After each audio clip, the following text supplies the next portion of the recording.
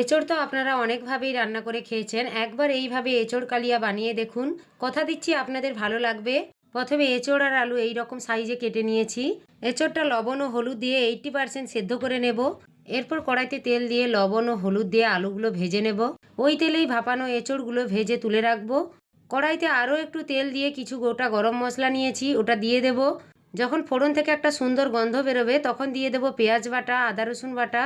কিছুক্ষণ নাড়াচাড়া করে দিয়ে দেব হলুদ গুঁড়ো, লঙ্কা গুঁড়ো, কাশ্মীরি লঙ্কার গুঁড়ো, ধনে ও জিরে গুঁড়ো দিয়ে মশলাটা কষিয়ে দিয়ে দেব টমেটো বাটা। টমেটো বাটাটা দেওয়ার পর আবারও কিছুক্ষণ কষিয়ে নিতে হবে, যতক্ষণ না মশলা থেকে তেল ছেড়ে দিচ্ছে। মশলা থেকে তেল ছেড়ে দিলে তখন ভেজে রাখা এঁচোড় আলুটা দিয়ে দেব। এঁচোড় আলুটা দেওয়ার পর বেশ কিছুক্ষণ কষিয়ে নিয়ে দিয়ে দেব জল। জল দেওয়ার পর স্বাদমতো লবণ দিয়ে ঢাকনা দিয়ে চাপা দিয়ে রাখবো, যতক্ষণ এঁচোড় আর আলুটা ভালোভাবে না সেদ্ধ হয়। তারপর শেষে সামান্য চিনি ও গরম মশলা গুঁড়ো ছড়িয়ে 5 মিনিটের জন্য গ্যাস বন্ধ করে চাপা দিয়ে রাখবো স্ট্যান্ডিং টাইমের জন্য। আজকের এই রেসিপি যদি আপনাদের ভালো লাগে তাহলে চ্যানেলটি সাবস্ক্রাইব অ্যান্ড ফলো করে রাখবেন।